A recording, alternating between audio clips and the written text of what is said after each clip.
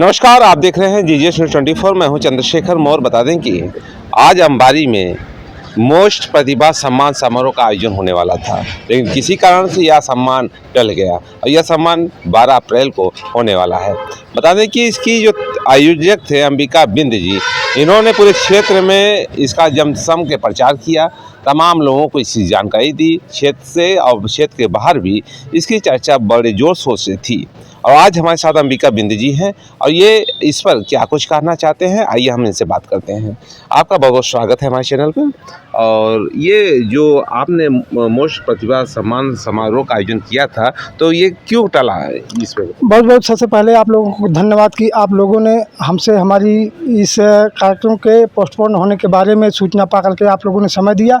साथियों, ये कार्यक्रम जो हम निर्धारित किए थे यह पूर्व प्रायोजित था और यह कार्यक्रम का पूरी तैयारी हो चुकी थी और पूरी तरीके से पूरे क्षेत्रवासियों का साथ सहयोग भी हुआ, लेकिन ऐन वक्त पर जब हमने इस कार्यक्रम को धरातल पर उतारने के लिए जैसे टेंट वगैरह की व्यवस्था होने लगी, तो आकस्मिक जो विद्यालय प्रबंध समिति है उसके जो प्रबंधक है, उस प्रबंधक ने जो है एकाएक हमको मना कर दिया कि आप यह कार्यक्रम ज़बरदस्ती यहाँ कर रहे हैं, अगर आप कार्यक्रम को करते हैं तो हम फोर्स बुलवाएंगे, आपको गिरफ्तार करवाएंगे, आपके ऊपर मुकदमा करवाएंगे, ऐसा धमकी दे करके जैसे ही उन्होंने हमको यह सूचना दिया, तो हमने ये निर्धारित किया कि हम यह सामाजिक कार्यक्रम कर रहे हैं और समाज के लोगों को हम इस फालतू कचड़े में नहीं डालना चाहते, इसलिए हमने तुरंत उनकी बात को मानते मतलब ये ऑब्जेक्शन आया कि परिवार के यहाँ विद्यालय परिवार की तरफ से कि आप हमारे विद्यालय परिवार में नहीं कर सकते, रीजन चाहे जो भी रहे होंगे, ठीक है? बस ये अब ये कार्यक्रम आपका कहाँ आयोजित होने वाला है? अब यह कार्यक्रम इसी जहां होने वाला था, इसके ठीक 100 मीटर दक्षिण की तरफ हेमंत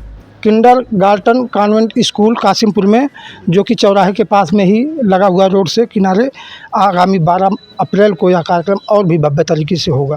ये जो विचारधारा आई थी कि आप हम मोस्ट शब्द क्या है? ये मोस्ट शब्द आप पहले बता दीजिएगा। जो अगर पार्श्वभूमि जाए तो देखें, तथागत बुद्ध ने बहुजन और अल्पजन का आंदोलन चलाया था। उसके बाद ज्योतिबा फुले ने शूद्र और अतिशूद्र पहचान दिया, मूवमेंट की टर्मिनोलॉजी यही शब्दों की। उसके बाद बाबा साहब ने इसको अछूत और पिछड़ा की टर्मिनोलॉजी से इस मूवमेंट को आगे बढ़ाया और बाद में कालांतर में मानव कांति राम साहब ने इसको मनुवादी और बहुजनवादी विचारधारा से रिकॉग्नाइजेशन किया और कालांतर में इस बात को देखते हुए या एम से माइनॉरिटी, ओ से ओबीसी, एस से एससी और टी से ट्राइब्स, यानी यह हमारे लॉर्ड बुद्धा से लेकर मानव कांति राम साहब की जो समाज उन्होंने हमको दिखाया, उस समाज का ही ये रूप है।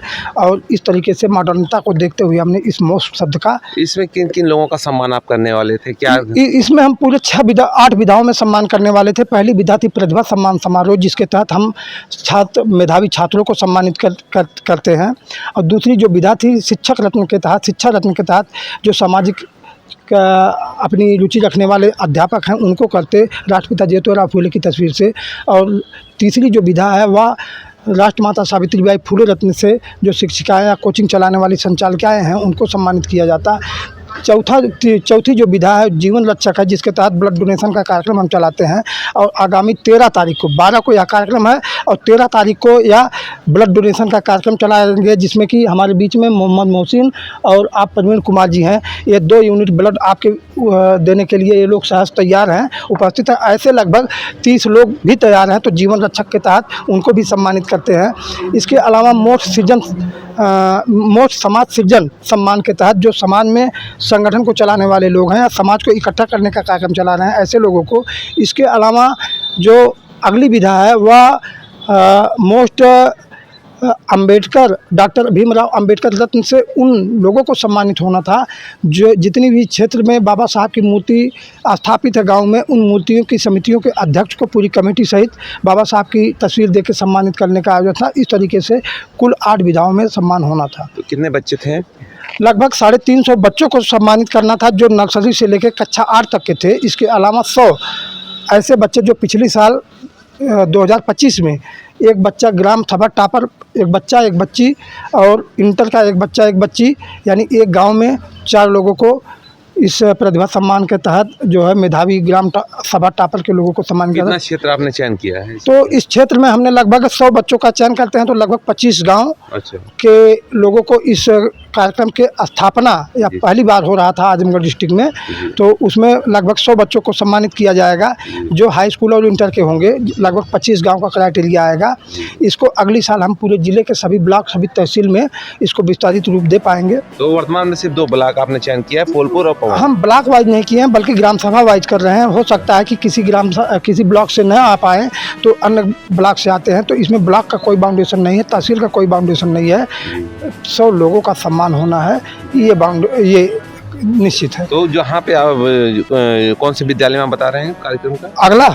अगला का जो विद्यालय है अंबारी के ठीक दक्षिण दिशा में चौराहे से सटा हुआ है हेमंत किंडर गार्टन कॉन्वेंट स्कूल, जिसके संचालक की हेमंत मोबाइल सेंटर भी चौराहे पे दुकान है। तो उनके ही विद्यालय में आगामी 12 अप्रैल को यह कार्यक्रम होना सुनिश्चित है और यह परमिटेड तरीके से होगा और भी भव्य तरीके से होगा। तो विद्यालय परिवार से बात हुई है? विद्यालय परिवार से बात हुई है। अभी उन लोगों ने एनओसी देने के लिए सहमति दे दिया है। आज रविवार है, विद्यालय बंद है, लेकिन कल मॉर्निंग में ही हम जाकर के उनसे एनओसी ले लेंगे। अच्छा, तो फिर ये इस कार्यक्रम का उद्देश्य क्या रहेगा? इस कार्यक्रम का एक ही उद्देश्य है कि जो समाज में प्रतिभाएं हैं, चाहे वो छात्र की प्रतिभाएं हों, चाहे वह सामाजिक काम करने वालों की प्रतिभाएं हों, चाहे वह समाज के लिए जो है कुर्बान होने वालों की प्रतिभाएं हों, ऐसी प्रतिभाएं जो समाज हित, राष्ट्र हित के लिए अपने जीवन को न्यौछावर की हैं, इन प्रतिभाओं का हम रिकॉग्नाइजेशन कर रहे हैं और इस कार्यक्रम के माध्यम से उनको सम्मानित करना चाहते हैं। ये पूरा सम्मान समारोह कार्यक्रम में कितने बजट तक के खर्चे आ सकते हैं? इस सम्मान समारोह में लगभग कुल मिलाकर के, चूँकि सांस्कृतिक कार्यक्रम भी आयोजित है जिसमें कलाकार की प्रस्तुतियां भी होंगी, इसके अलावा जादूगर के माध्यम से भी विज्ञान और पाखंड को डिफाइन किया जाएगा।